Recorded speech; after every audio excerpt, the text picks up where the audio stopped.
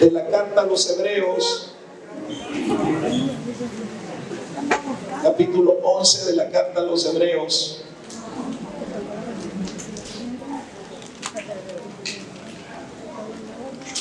Versículo 32. Desde el versículo 1 del capítulo 11, la Biblia nos presenta la fe y sus héroes. Uno está acostumbrado a saber de héroes como Superman, ¿verdad? Héroes con capa, héroes invencibles que nos presentan las películas de Hollywood. Y nunca uno esperaría que hombres como los que presenta el capítulo 11 de Hebreos se presentaran como héroes. Pero fueron héroes.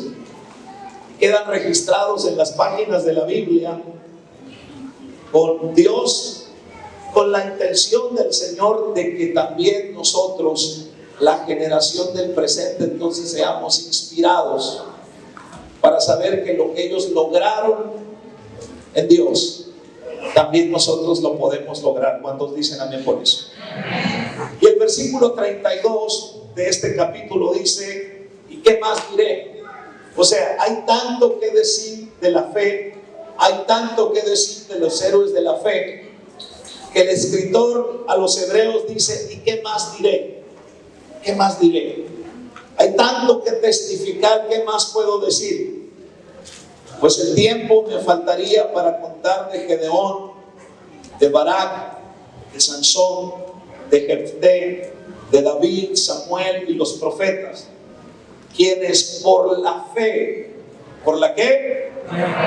Por la fe conquistaron reinos, hicieron justicia, obtuvieron promesas, cerraron bocas de leones, apagaron la violencia del fuego, escaparon del filo de la espada siendo débiles, fueron hechos fuertes, se hicieron poderosos en batalla, en la guerra, pusieron en fuga a ejércitos extranjeros. Y luego la Biblia sigue diciendo acerca de los héroes de la fe. Pero he escogido esos cuantos versículos para hablarle a usted en esta mañana acerca de la importancia de accionar nuestra fe. Porque una cosa es decir creo, una cosa es decir tengo fe, y otra cosa es actuar, otra cosa es accionar en esa fe que nosotros muchas veces proclamamos o que nosotros decimos tener. Entonces, de estos breves versículos que acabamos de leer, nosotros podemos determinar dos verdades importantes en todos estos personajes que hemos leído. Claro, por supuesto, lo primero que estamos mencionando, la fe en Dios. La fe en Dios que ellos tuvieron a pesar de las situaciones por las que pasaron. Y el otro, que todos ellos pusieron su fe en acción, que su fe no solamente fue de palabras, de decir, sino que hicieron exactamente como Dios les dijo que tenían que hacer. Ahora, todos los héroes de la fe de este capítulo 11 del libro de Hebreos nos enseñan que para lograr el propósito de Dios en nuestras vidas, porque cada uno de nosotros ha llegado a este mundo para cumplir un propósito en esta vida. Si tú no cumples el propósito por el cual has llegado a esta tierra, si tú no lo descubres, si no pones en práctica el propósito por el cual tú estás en esta tierra, entonces vas a morir como el hombre o la mujer más frustrado de este planeta Tierra. Ahora, ¿cómo logramos el propósito de Dios en nuestras vidas? Ellos tuvieron que poner su fe en acción para hacer esto, para saber el propósito. Por ejemplo, la Biblia, ese mismo capítulo, habla de un personaje llamado Abraham, que dice la Biblia que por fe salió de su casa y dejó a su familia, a su parentela, sin saber a dónde iba. Fíjense bien lo que está diciendo la palabra del Señor. Él no cuestionó a Dios. Cuando Dios lo llamó, Dios le dijo: sal de tu casa, sal de tu parentela. Dios tenía un propósito con Abraham y Abraham tuvo que accionar en fe. Y cuando Abraham accionó en fe, entonces fue cuando vio que se cumplió el propósito de Dios en su vida. O podemos hablar también, mis hermanos, de Noé. Dice la Biblia que por la fe Noé construyó un arca. O podemos hablar de Sara o de Saraí, que dice la Biblia que por fe dio a luz a sus 90 años, siendo estéril. Le creyó a Dios y entonces dio a luz a los 90 años. Por la fe dice que el pueblo cruzó el mar rojo en seco, que por la fe el pueblo rodeó las murallas de Jericó y entonces estas cayeron. Y así muchos más ejemplos que la Biblia está registrando en todas sus páginas y también específicamente en este capítulo 11. Ahora, si algo nosotros tenemos que hacer para lograr el propósito de Dios en nuestras vidas, entonces es poner en acción la fe que tenemos en nuestras vidas y que hemos adquirido por causa de venir al conocimiento del Señor Jesucristo. ¿Cuántos dicen amén? Entonces, para poner nuestra fe en acción, yo le voy a hablar de 4 cosas para poner nuestra fe en acción, que es creer y entender. Tenemos que hacer 4 cosas. Número 1, primero tenemos que ser hacedores de la palabra. Eso es lo primero que tenemos que hacer. Luego, que hay tiempos de orar, pero también hay tiempos de accionar. Ese es número 2. Número 3, que debemos obedecer sin cuestionar a Dios. Cuando Dios nos da una palabra, cuando Dios nos dice lo que tenemos que hacer, nosotros tenemos que obedecer para entonces ver el cumplimiento de aquel propósito en nuestras vidas. Y número 4, que la única fe que sirve es la fe que actúa. De nada te sirve a ti decir tengo fe si tú no llevas al terreno de lo práctico, al terreno de la acción, la fe. Es en vano tu fe si tú no la pones en acción. Pero empecemos con lo primero. La fe es la acción en la palabra. ¿Sí? Eso es la fe, la acción en la palabra. O lo que decíamos, ser hacedores, no solamente oidores de la palabra. Es verdad que cuando nosotros venimos a los pies del Señor Jesucristo, cuando venimos por primera vez y alguien nos predica el Evangelio, entonces somos oidores de la palabra. Pero el propósito de Dios no es que tú te quedes siendo un oidor. Tienes que pasar a ser creyente en aquello que tú recibes de la palabra. Si se te predica en una célula, si se te predica en una esquina de un barrio, si se te predica en el trabajo, entonces tú tienes que pasar a ser creyente. Y de ser creyente tú tienes que pasar a ser discípulo. Lo que nosotros tratamos de hacer contigo cuando tú vienes a la universidad de la vida, cuando tú entras a capacitación destino, es hacer de ti un discípulo. La palabra discípulo viene de la palabra disciplina, ¿sí? Entonces nosotros te estamos tratando de disciplinar en los valores y en los principios de Dios, para luego convertirte en un obrero del Señor. Entonces tú tienes que pasar por estos 4 procesos. Cuando pasas por ahí, tu fe está siendo puesta en acción. Ahora, pero vamos a enfocarnos en la fe. Es la acción de la palabra o ser hacedores, no solamente oidores. Hacer y actuar conforme a la palabra es obrar en fe. Es muy distinto oír y creer. Muy distinto es oír y creer que creer y hacer, ¿sí? Entonces nosotros tenemos que ser hacedores de la palabra. La palabra en acción te produce fe, y la fe produce acción en la palabra del Señor. Entonces tenemos que aprender a ser no solamente oidores, sino hacedores de la palabra del Señor. La Biblia dice que el pecado está en aquel que sabe hacer lo bueno y no lo hace. No solamente entonces es pecado hacer lo malo, porque hay quienes se cuidan de no pecar, de no hacer lo malo. Pero el pecado no solamente está ahí, el pecado también está en saber hacer lo bueno y ¿qué? Y no hacerlo, según lo que dice Santiago 4:17. El Nuevo Testamento es muy importante, el libro que relata la historia de la iglesia primitiva, el libro de los hechos de los apóstoles, dice la palabra. Y vea usted muy bien lo que dice la palabra, libro de los hechos, porque los hechos son más importantes que los dichos. No hay un libro en la Biblia que diga los dichos de los apóstoles, dice el libro de ¿qué? De los hechos. Porque el evangelio, escuche bien, el evangelio que más lee la gente es el quinto evangelio. Y usted dice, caray, ¿un quinto evangelio? Sí, ¿sabe cuál es ese quinto evangelio? Ese evangelio es, el quinto evangelio es el según San yo. Es mi vida, mi conducta, mi testimonio.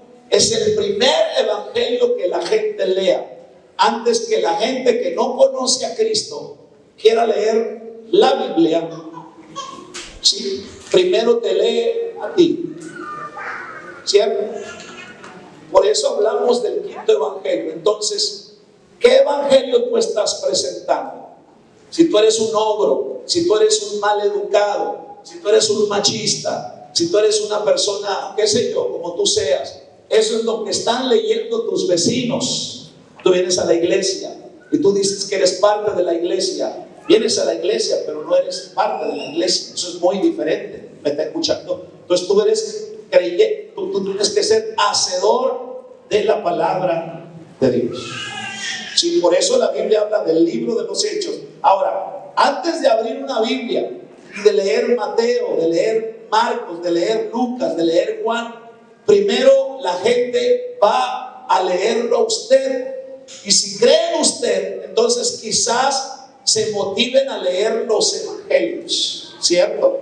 Cuando leemos Santiago capítulo 1, versículo 22 al 24, dice, mas sed hacedores de la palabra y no tan solamente oidores, engañando a vosotros mismos. Esto es, si tú lees la Biblia y tú eres oidor de la Biblia, pero no haces lo que la Biblia dice, no haces lo que la palabra de Dios dice, entonces la Biblia dice que tú te estás engañando a ti mismo, estás perdiendo el tiempo.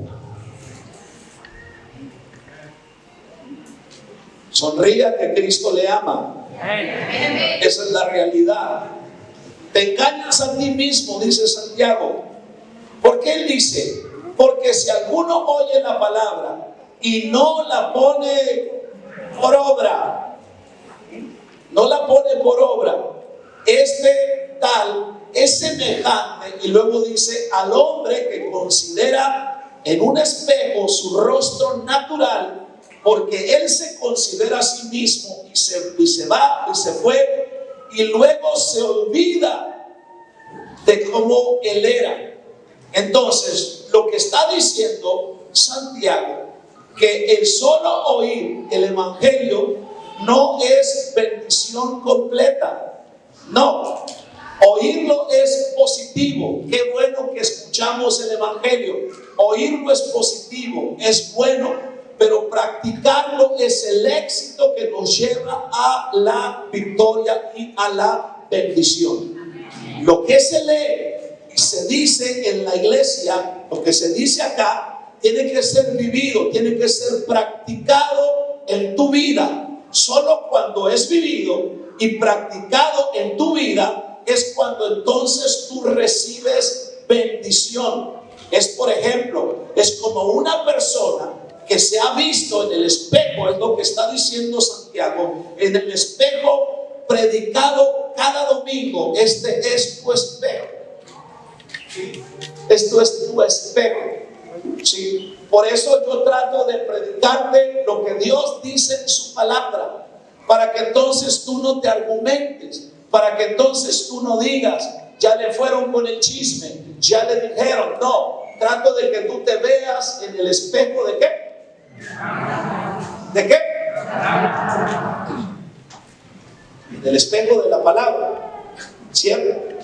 Y a veces que a ti no te gusta lo que yo digo, y de acuerdo a tu estado de ánimo y de acuerdo a tu situación espiritual en la que tú vienes y estás, muchas veces tú vienes en una situación no sé cómo, entonces personalizas lo que yo estoy diciendo.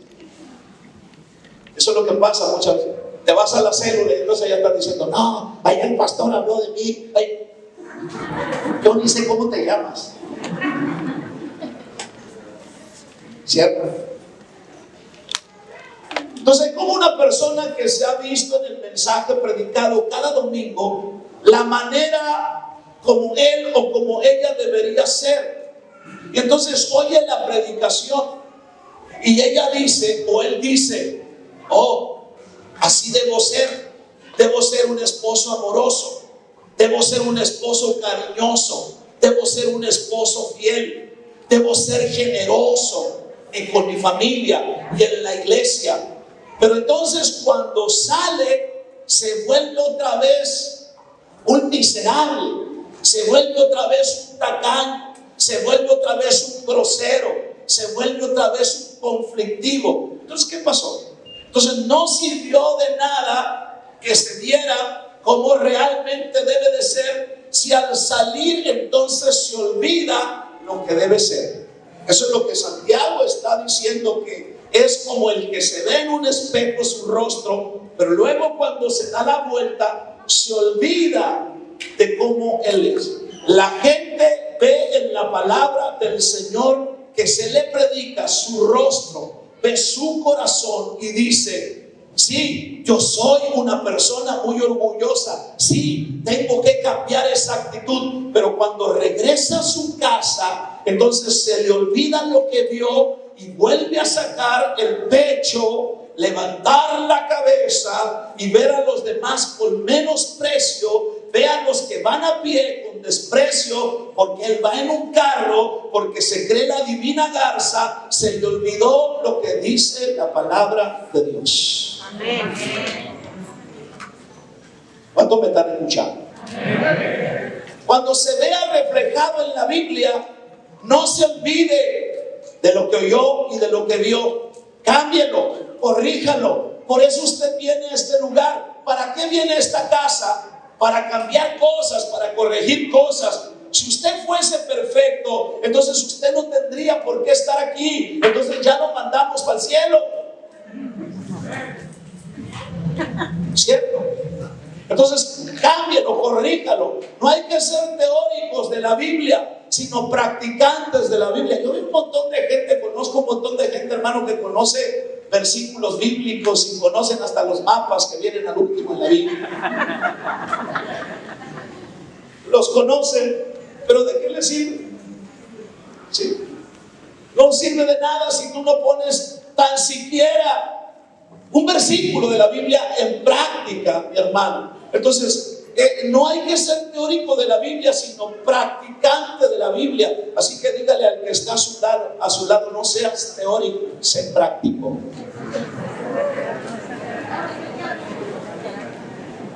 Sé practicante de la palabra. Porque no podemos ser cristianos de apariencia. La gente piensa que ser cristiano es sinónimo de ser humano. Dice la gente de repente que viene a la iglesia, oh, yo cometo muchos errores, oh, no me veas a mí, soy cristiano, pero soy humano. Así se la zafan, así se la barren el asunto de esos malos hábitos que pudiendo cambiar no los quieren cambiar. Amén, amén. Si no me dice amén de perdido, mueva la cabeza. Entonces, la gente piensa que ser cristiano es sinónimo de ser humano, pero ser cristiano, según la Biblia, es ser como Cristo. Eso es ser cristiano, ser como Cristo. O sea, yo no soy cristiano porque vengo a la iglesia. Yo soy cristiano porque practico los principios de Cristo. Yo soy cristiano porque porque soy seguidor de Jesucristo. No soy cristiano porque mi abuelo y mi abuela vienen a la iglesia. No soy cristiano porque mi mamá viene a la iglesia. Soy cristiano porque yo he tenido una experiencia con el Señor Jesucristo. Mi mamá en algún momento puede dejar de serlo, mi papá, mi marido puede dejar de serlo, pero yo tengo mi propia convicción. Y si él quiere dejar de ser cristiano, pues allá él y su cuento, pero yo tengo mi propia convicción y mi propia experiencia con Jesucristo. Yo no puedo justificarme y decir, ¿por qué ya no vas a la iglesia? ¿Por qué no practicas las cosas de Dios? Es que mi mamá no va, es que mi marido no quiere. Pues si su marido no quiere, que no quiera. Es convicción personal. ¿Escucha lo que le estoy diciendo? Entonces, ser cristiano es ser como Cristo. Por eso es importante practicar, mis amados, el evangelio. Ahora, Santiago capítulo 1 versículo 21 dice de la siguiente manera: por tanto, despóngense de toda inmundicia. ¿De toda qué? Inmundicia. Y de la maldad que tanto abunda, para que puedan recibir con humildad la palabra sembrada en ustedes.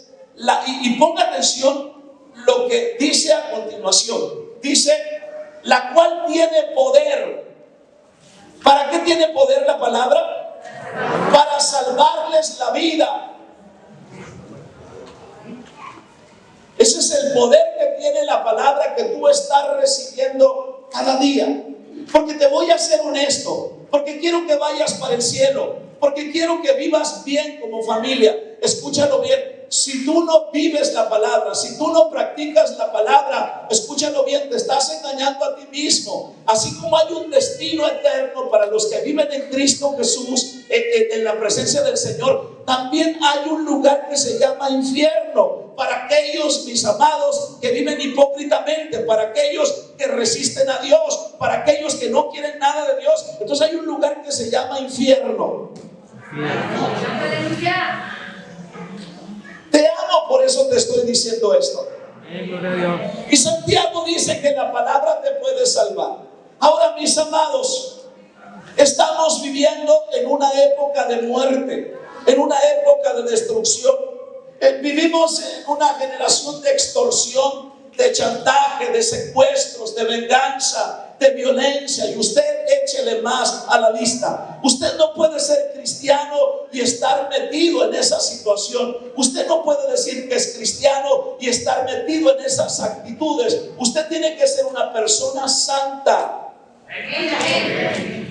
Y usted dice, ay pastor, inmediatamente usted le digo la palabra santa, ya se ve como San Martín de Porres.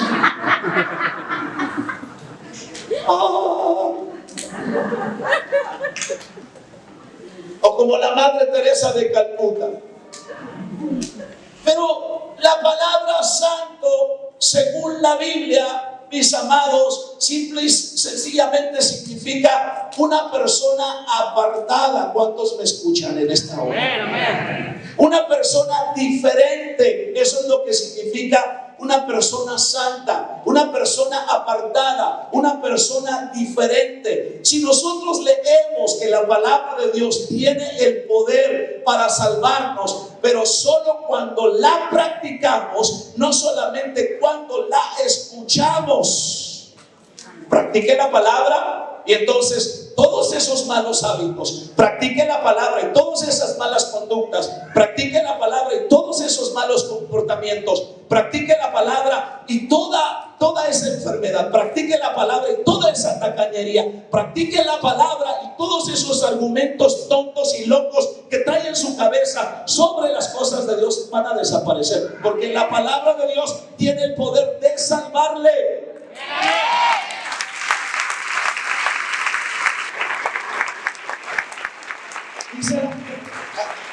Dice la gente, ¿y tú por qué no diezmas? No, ¿ya viste el pastor? ¿Está rico el pastor? No, ¿ya vieron cómo vive? No. Dice, la gente dice, a mi esposa y a mí nos gustan los perros. Sí, amastramos perros para el que se porte mal. Tenemos un perro pitbull. Y luego tenemos un entenado que se llama el tilín. Y luego tenemos a la Mini. Pero antes del Lincoln, antes del tilín y antes de la Mini, teníamos al Chester. Y con el Chester y la Mona, dos pitbull que teníamos, nosotros salíamos a caminar, mi esposa y yo. Entonces la gente decía que nosotros íbamos a entrenar a esos perros para que cuando ustedes no quisieran diezmar, entonces se los echáramos encima.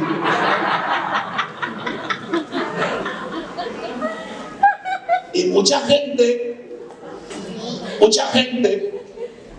con poco criterio en su cabeza cree eso. ¿Me entiende? Cree eso. Pero lo que yo le estoy diciendo, lo único que a usted le salva de su situación, llámese como se llame la situación que usted está viviendo y en la cual usted está atorado, se llama practicar la palabra del Señor. ¿Cuánto dice amén por eso? La Biblia no es solamente para nuestra información. Es cierto, qué bueno. Usted lee la Biblia, cuando yo digo un versículo bíblico, usted rápidamente, a ver si es cierto lo que está diciendo. Está bien. Ah, sí, es cierto. Encontró la información que yo estoy diciendo. Encontró el versículo que yo estoy diciendo. Pero la Biblia no es solamente para nuestra información, es para nuestra transformación.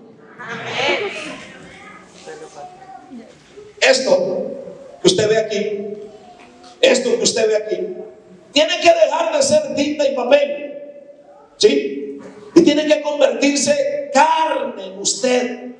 Tiene que meterse en su voluntad, tiene que meterse en sus pensamientos, tiene que meterse en su manera de pensar, tiene que transformar su cultura, su educación, su manera de pensar, para que usted viva lo que dice la palabra, para que la palabra salve su vida. Entonces usted tiene que practicar lo que dice la Biblia. Amén.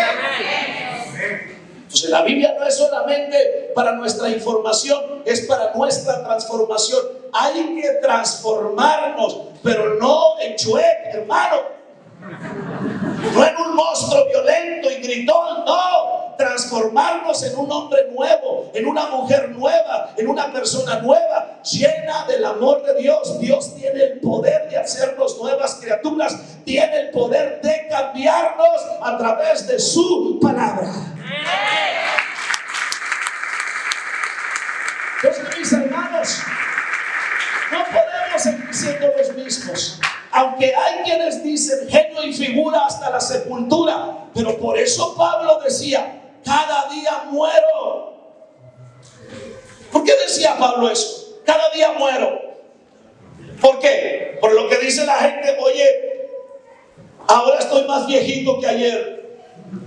No, cuando el apóstol dice cada día muero, es porque él está diciendo: cada día estoy muriendo a mis malos comportamientos, a mis malas actitudes. Cada día estoy resucitando el carácter y la persona de Cristo dentro de mí. Aquella mujer vieja, aquella mujer iracunda, aquella mujer celosa, aquella mujer manipuladora, aquella mujer orgullosa y viceversa también en el hombre, ahora ha cambiado porque ha recibido la palabra, porque ha oído la palabra. Pero no solamente ha oído la palabra, practica la palabra. Alabado sea el nombre del Señor Jesucristo. Sorprenda a su esposa con decirle te amo, sorprenda a su esposo con decirle diga lo que quieras de mí, sorprende y decir ¿qué pasó aquí?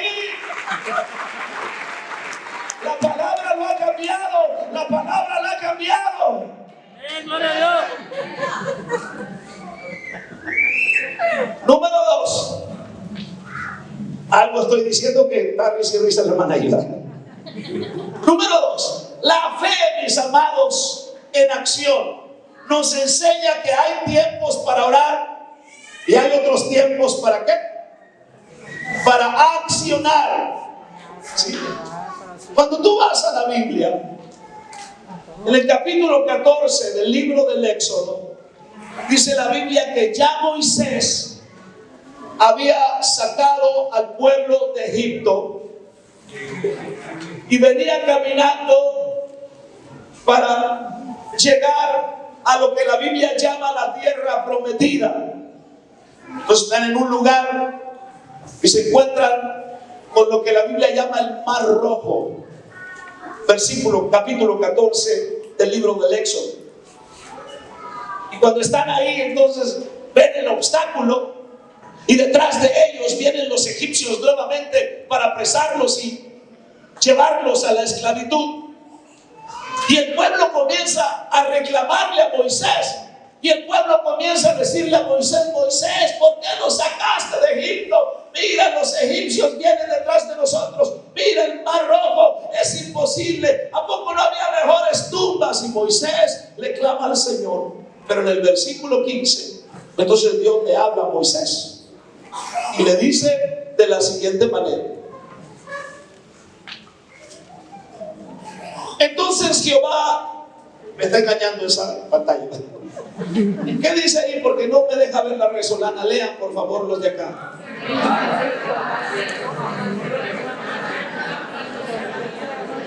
Eso que dijeron, no les entendí, pero eso que dijeron. ¿Quién sabe qué dijeron? ¿Va?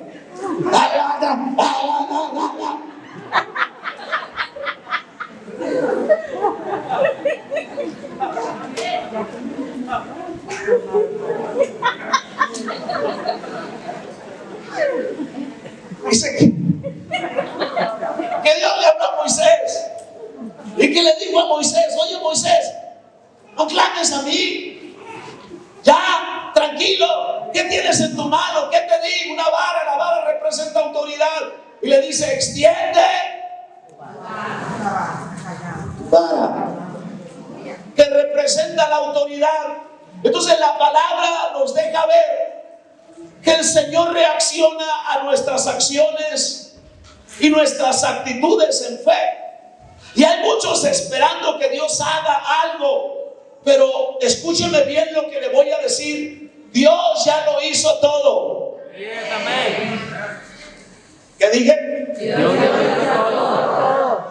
Entonces Él está esperando que nosotros también hagamos algo. Hay ocasiones en las cuales estamos como el pueblo de Israel frente a nuestro propio Mar Rojo, a pasos de la conquista de una crisis, de un problema, de una enfermedad, de un problema matrimonial, a pasos de nuestra conquista, de la promesa que Dios nos ha dado. Estamos ahí para conquistar eso que ya es de nosotros, la bendición y la promesa. Y es entonces cuando el enemigo viene a tratar de sembrar el miedo, el pánico y a traer oposición para que nos paralicemos. Hermano, vemos detrás un ejército, vemos las aguas del Mar Rojo de nuestra situación y de nuestros problemas. Entonces observamos atrás y observamos delante y parece que nos encontramos, como luego decimos por ahí, contra la espada y la pared, y clamamos nuevamente ayuda de Dios para nuestra vida y le decimos como Pedro: Señor, sálvame que perecemos. Pero ya Dios nos dio la victoria, ya Dios nos dijo cómo obtener la victoria, pero tú tienes que hacer algo. Extender tu mano. Pedro le dijo al Señor: sálvame que perezco. Y Dios de alguna manera nos hace saber lo que le hizo saber a Pedro, lo que le hizo saber a Moisés y al pueblo en aquella ocasión. No es el momento de clamar. Hay tiempos de orar, hay tiempos de clamar. No es el momento de clamar, es el momento de actuar. Ya has orado lo suficiente, pero ahora te toca poner la fe que dices tener. Te toca ponerla a prueba. Extiende tu vara para que veas cómo las aguas se abrirán y podrás pasar ese gran mar que está enfrente de ti. Lo podrás pasar en seco. Eso es lo que dice el Señor. Eso es poner la fe en acción. Por eso, hermanos y hermanas, el milagro para muchos está a punto de acontecer. ¿Cuál es ese milagro que tú estás esperando? Yo no lo sé. ¿Cuál es tu crisis por la que has estado orando? Yo no lo sé. ¿Cuál es el tiempo tan adverso por el que has estado pasando? Yo no lo sé. Lo que sí sé es que el milagro por el que tú estás orando, llámese como se llame, está a punto de acontecer.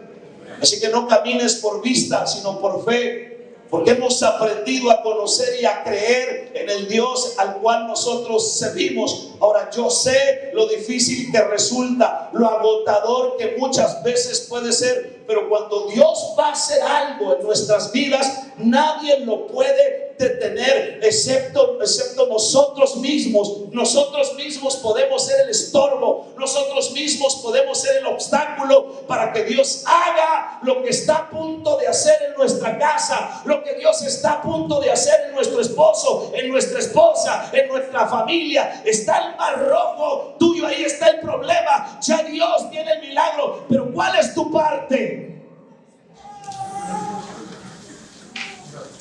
Gloria al Señor.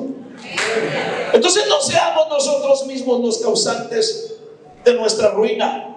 Hoy más que nunca Dios quiere que usted atraviese su propio mar rojo, el mar rojo de sus circunstancias, de sus problemas, de sus tristezas, de sus enfermedades, de sus males, porque cuando lo hagas, entonces vas a ver cosas grandes, vas a experimentar la gloria de Dios en tu vida, la cual antes nunca la habías experimentado. Aquel ejército que perseguía al pueblo de Israel quedó derrotado, quedó ahogado en el mar rojo, porque no era para ellos la promesa, era para el pueblo de Israel. Yo creo que allí fue el momento donde comprendieron que con los hijos de Dios nadie se mete, porque llega el momento en que Dios mismo peleará por nosotros.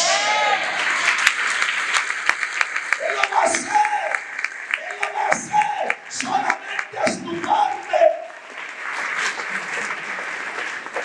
Así que seguramente Dios está esperando que nosotros avancemos y levantemos la vara para abrir un camino en donde no lo hay. Habrá cosas y acciones, mis amados, que es necesario hacer para poder seguir avanzando. Igual que la mujer enferma de flujo de sangre, que dice el capítulo 5, versículo 21 al 34 del Evangelio de Marcos. Una mujer enferma por 12 años padeciendo, pero un día se determinó, un día ella dijo: voy a tocar el borde del manto del maestro. Y contra ella estaba la cultura de ese tiempo. Las mujeres en el mes de menstruación eran inmundas. Ahora imagínense, 12 años enferma, derramando sangre. Imagínese usted la condición de esa mujer. Pero esa mujer se determinó a poner su fe, su creencia en acción. Y cuando ella oyó hablar de Jesús, ella dijo: yo voy a ir y voy a tocar el borde del manto del Señor, porque sé que si toco el borde del manto del Señor, yo voy a quedar sana. Y la acción de esa mujer, la acción en fe de esa mujer, entonces obtuvo un beneficio, obtuvo un resultado. Instantáneamente la fuente de su sangre se secó.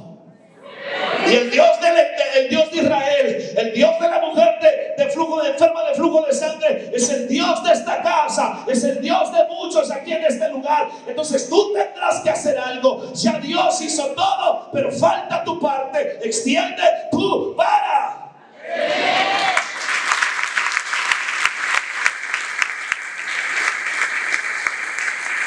Número 3, la acción de fe.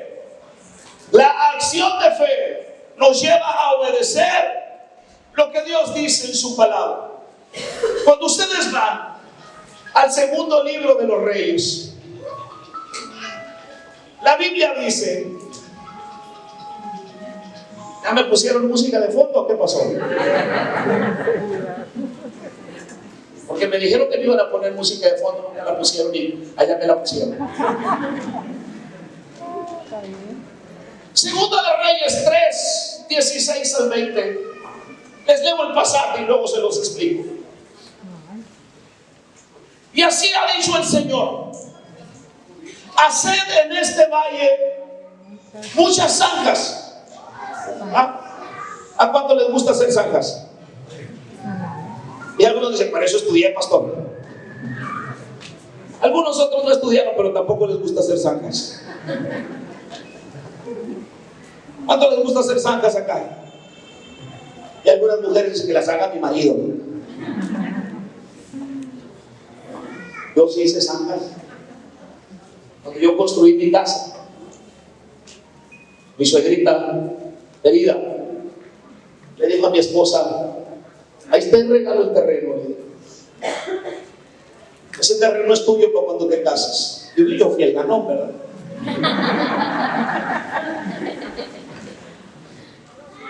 Cuando construimos la casa, yo no tenía dinero para construir, ¿sí? Entonces agarré al huevo talacho, tal como se llama, y yo empecé a hacer zanjas. Hermano, me pegaba calentura en la noche, terminaba con calentura, dolor de huesos. Literalmente hacer zanjas no es cualquier cosa. Arrancar una palmera impresionante, porque las palmeras no solamente crecen hacia arriba, también hacia abajo. Arrancar un guayabo y cosas como esas, hacer zanjas de cualquier cosa. Y la Biblia dice en este pasaje, amados, la Biblia dice que la instrucción del profeta fue hacer zanjas. Pues así dice el Señor: no veréis viento ni veréis lluvia, sin embargo ese valle se llenará de agua, y beberéis vosotros y vuestros ganados y vuestras bestias. Y uno dice: ¿cómo? O sea, no va a haber lluvia, no vas a ver llover, pero como quieran que sea va a haber agua. La lógica y la razón te dice: pues ¿cómo? ¿Por dónde? ¿Cuándo? Y dice: aún esto es poco ante los ojos del Señor. También entregará en vuestras manos a los moabitas, y destruiréis toda ciudad fortificada y toda ciudad principal, y talaréis todo árbol bueno, cegaréis todas las fuentes de agua, y dañaréis con piedras todo terreno fértil. Y aconteció que por la mañana, a la hora de ofrecer el sacrificio, he aquí el agua vino por el camino de Edom, y la tierra, ¿qué? Se llenó de agua.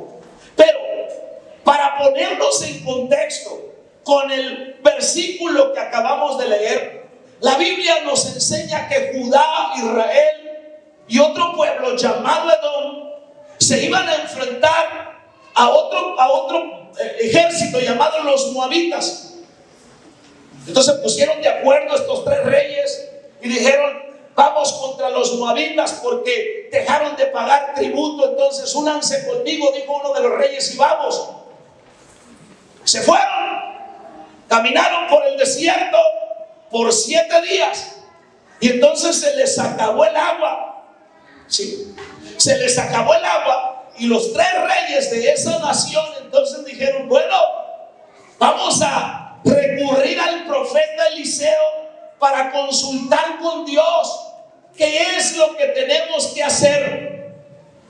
La necesidad era agua para su ejército, y agua para sus caballos, agua para sus animales, pero ahora no había agua. Y cuando van donde el profeta, entonces le dicen al profeta la necesidad que tienen, y el profeta les dice: bueno, hagan zanjas, muchachos. Habían tomado agua, estaban cansados, estaban tristes, y luego de pilón tenían que hacer estanques para retener las aguas, mis hermanos. Ahora, si tú lees los versículos a simple vista, te das cuenta que es una promesa un tanto extraña lo que Dios está haciendo.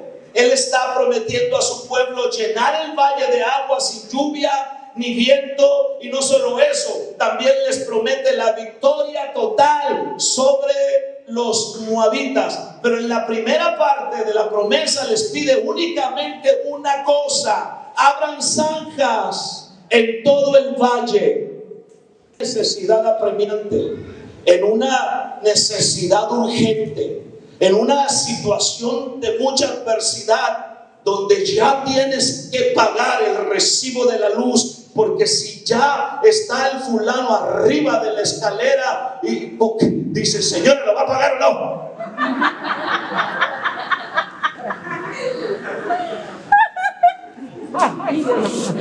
No se rían, hermana Marta. ¿Sí? No la conoce, hermana. Por eso le digo. Entonces, ¿te imaginas?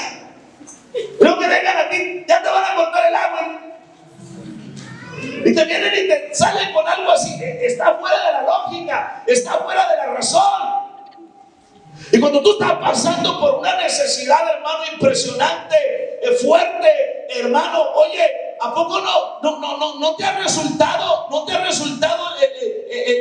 los recursos económicos que tú tienes? ¿No te ha resultado la capacidad intelectual que tú tienes? ¿No te ha resultado nada, humanamente hablando, lo que tú tienes? Entonces tienes que echar mano de los recursos divinos. Gloria a Dios. Sí. Y hay situaciones donde nada en esta vida nos funciona. Entonces uno quiere bajar a Dios en ese mismo instante, en ese mismo momento. Uno quiere que Dios esté ahí. Le pasó el problema en la casa, le pasó el problema con los hijos, le pasó el problema con el marido, le pasó el problema. El doctor le dio la mala noticia. Dios, bájate, ya salgo aquí, en este momento. Y entonces Dios te dice: abra zancas, mijo. Obedezca lo que yo le estoy. Tú estás desesperado y Dios te está diciendo: obedece. ¿Cuánto me están entendiendo? Es fácil, pero esa era la solución. Me imagino cómo reaccionaron y se sintieron los soldados del ejército cuando escuchan esta palabra. Estaban cansados de caminar tanto tiempo y ahora sin agua. Cuando llegan los reyes a pedirles entonces a los soldados que caven pozos, debieron sentirse frustrados, pero al mismo tiempo pienso que aún agotados, esa promesa era su única esperanza y sería esencial para ver el milagro entonces que Dios lo haría algo. Y si tú quieres que Dios haga un milagro contigo, y si Dios quiere que, si tú quieres que Dios haga un milagro en tu situación, entonces tú tienes que obedecer. Y si algo no nos gusta a nosotros te cuesta obedecer. Peleas con la palabra, peleas con lo que se te dice, reaccionas de una manera. Está toda la reunión quejándote, te pareces a la Pujitos.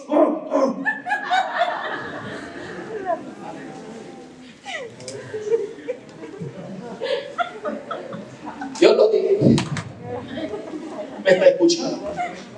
Pero veo en esta historia la clave para nuestra vida, y es que las zancas que Dios nos llama a acabar aumentan nuestra fe.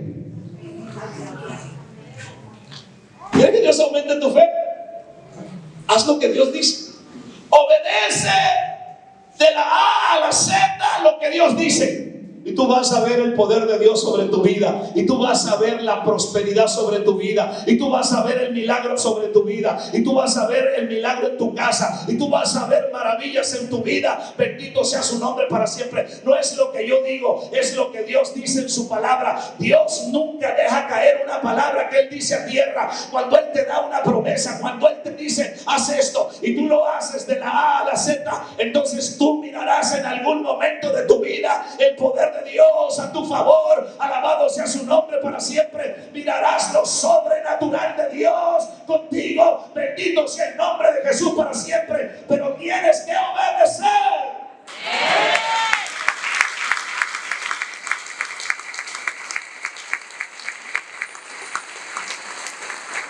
Entonces, obedecer aumenta nuestra fe, nos prepara para los milagros que quiere hacer en nuestras vidas. Ahora, me asombra lo sencilla que es la petición de Dios en esta situación, pero al mismo tiempo lo difícil que debió ser abrazarla después de lo que ellos pasaron.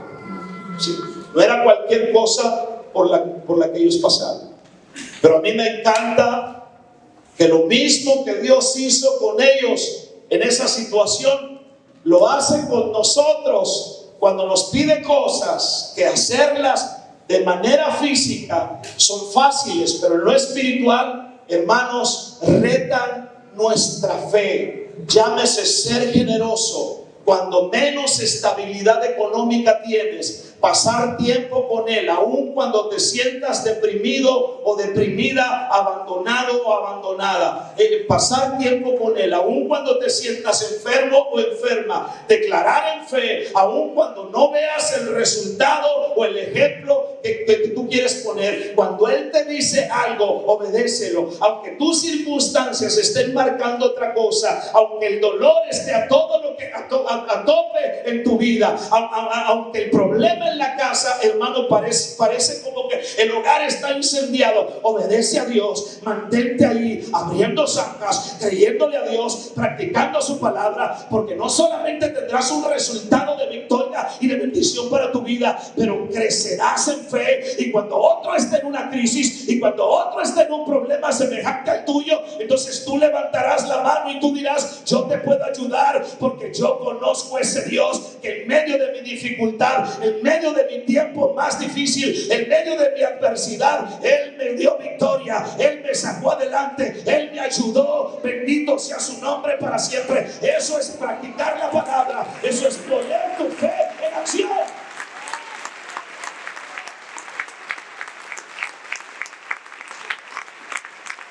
Gloria a su nombre para siempre. Déjeme terminar con esta palabra. La fe que sirve, diga conmigo, la fe que sirve, es la que actúa. Santiago capítulo 2, versículo 26. Les leo la versión Dios habla hoy. Dice: así como el cuerpo sin espíritu está muerto, así también la fe está muerta si no va acompañada de hechos. Te lo voy a leer otra vez. Así como el cuerpo sin espíritu está muerto, ¿sí?, así también la fe está muerta si no va acompañada de hechos. Amados, amigos, no es fe solo conocer el evangelio y aprenderlo. Eso es conocimiento. He ido a iglesias donde he predicado frente a los doctores en teología y con los títulos teológicos que ustedes ni conocen ni se imaginan. Y yo estoy ahí, un insignificante a los ojos de esos hombres, predicando una palabra que he vivido, predicando una palabra que me ha cambiado, predicando una palabra que he dicho y que ha sucedido algo en la vida de los corazones y de las vidas. Porque no son dichos, son hechos. Amén. Son hechos. ¿Me están escuchando? No es fe solo conocer el evangelio y aprenderlo. Eso es conocimiento. Y si tú ves el evangelio de esta manera, entonces lo único que vamos a tener contigo es un cabezón.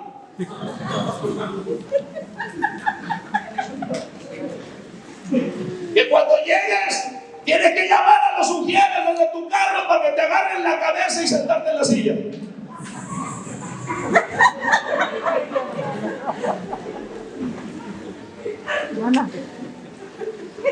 Sonría que sonría. Está bromeando con usted. Tranquila, hermano, tranquila. ¿Sí? ¿Usted me escucha? Está bien, hay que tener conocimiento, no estoy en contra de eso. Pero ¿para qué quiero tener conocimiento si no pongo una pista de fe en aquello en acción? ¿Me está escuchando? Si cuando va a la célula el endemoniado, entonces le estoy diciendo: hermano, vente, dale hermano Mario, porque aquí tengo un endemoniado. Le toca a usted, a ti. Ah, pero no vino el líder. Ay, ¿dónde está el líder? Te toca a ti, casera. Te llegó primero, fue el primero que llegó. Te tocó. Ay, ¿qué hago? ¿Qué hago? Ore por él.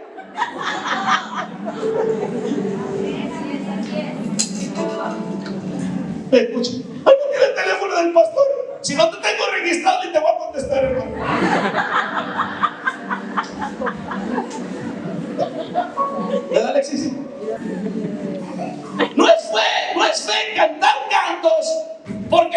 tú haces? Ay, yo quisiera cantar como la hermana Lili, como la hermana Nayeli.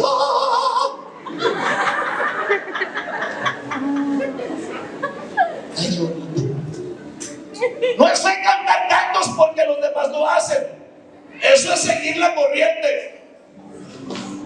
Aquí cantábamos un canto hace tiempo, ya no lo cantamos. Decía, acá fue el enemigo, yo tome lo que me, tome lo que. ¿Cuántos se acuerdan de ese canto? Levántame la mano. Ya había una hermana que cantaba y sabía la letra y yo decía, acá fue el enemigo, yo fui, tome lo que me.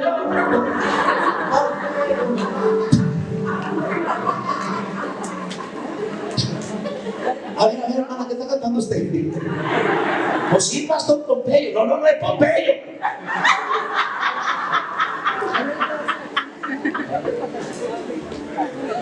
Ya no viene la hermana para que no la busquen. Se fue a otra iglesia. Porque le dijimos que no era Pompeyo. Le dijimos que no me lo que me robó. No es seguir la corriente. Eso es seguir la corriente. No es fe acompañar a tu familia al templo y evitar un regaño. Eso es compañerismo. No es fe venir a la iglesia a buscar pareja. Eso se llama oportunismo. No me escuches. Ella se sienta allá y tú te sientas allá. Vas como el hombre araña.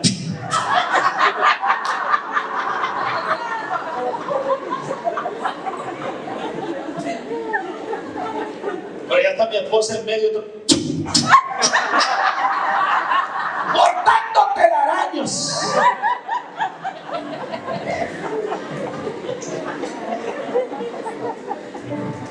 Entonces, no es venir a la iglesia a buscar pareja, eso es oportunismo. No es recitar textos de la Biblia o incluso memorizarlos. Eso es un buen hábito. No es fe tocar un instrumento en la iglesia. Eso es un desarrollo de talento. Sí, es un desarrollo de talento. Todo lo anterior no es malo hacerlo. Tiene ciertas ventajas, pero no me digas que es la fe que declara la palabra de Dios. No lo es. ¿Me están escuchando? No lo es. En un árbol que regularmente da fruto, cuando no hay fruto, es como si la raíz estuviera muerta. La fe es la raíz, las buenas obras son los frutos, y debemos ocuparnos de tener ambos. Debemos ocuparnos de tener fe, debemos de ocuparnos de tener raíz, pero también de dar frutos. Pastores, es que cuando doy fruto, pastores, que cuando estoy orando, pastores, que cuando comienzo a diezmar, pastores, que cuando comienzo a orar, cuando comienzo a hacer las cosas que la palabra de Dios dice, entonces comienzo a ser atacada. Yo le digo a muchos de mis discípulos, oye, tienes dos árboles, un árbol seco y un árbol con frutos, ¿a cuál le tira piedras? ¿A cuál? Fruto. ¿A cuál árbol le tiran piedras? Fruto. Al que tiene guayaba. Al árbol seco lo dejan para los perritos. ¿Me está escuchando lo que le digo? Amén, amén. Pero porque estás poniendo tu fe en obras. ¿Cuántos alaban el nombre del Señor en esta hora, mis hermanos? Les leo lo que dice Santiago 2:20, declarando, como dice Santiago: mas ¿quieres saber, hombre vano, que la fe sin obras está muerta? Él les llama a aquellos creyentes que viven sin fe, sin obras, les llama vanos. O expresaban, o en otra traducción, no se me ofenda, en otra traducción dice, les llama tontos. Nueva versión viviente. Todos nosotros debemos tener mucho cuidado que nuestra fe sea en verdad una fe genuina y no solo algo que se mantiene como una ilusión de tradición o con solo un aspecto religioso, pero con nada de eso verdadero. Tú vienes a la iglesia, pero si no es genuina tu fe, si no es genuina tu adoración, si no es genuina tu tiempo aquí, si no es genuino tu tiempo de orar, estás perdiendo el tiempo. Tanto. Tienes que comenzar a tener una fe genuina. ¿Me estás escuchando? No es que yo voy allá a la iglesia para que sepa el pastor que yo sí me levanto. A mí no me hacen nada. Contigo y sin ti yo sigo predicando la palabra del Señor. Amén. Antes de que tú llegaras aquí yo predicaba igual, y pregúntale a todos los demás si no es así. Yo siempre he predicado así. Ahora, ¿qué desafío más grande para nosotros en este día? En vivir una fe verdadera, en vivir una fe genuina. El Espíritu Santo nos está llamando, amados, iglesia, amigos, nos está llamando a este tipo de fe. Escuchen, una fe que posea obras, una fe que posea acciones. Ya los días, escúchelo bien, de decir tengo fe y de quedarme paralizado y de quedarme solamente en dichos, esos días pasaron. Este es un nuevo tiempo. Esta debe ser una nueva generación que oye la palabra, que hace la palabra, una generación que ve al adicto y le dice Cristo salva, y el adicto puede entender que Cristo salva. Una generación que dice al enfermo hay sanidad para ti, y esa gente puede entender que en verdad puede recibir un milagro de parte de Dios. Jóvenes que están metidos en la droga, en la prostitución, en la pornografía, que escuchen el mensaje de Dios y que en verdad ellos puedan entender que pueden cambiar. Alabado sea el nombre de Jesús para siempre. Fe genuina.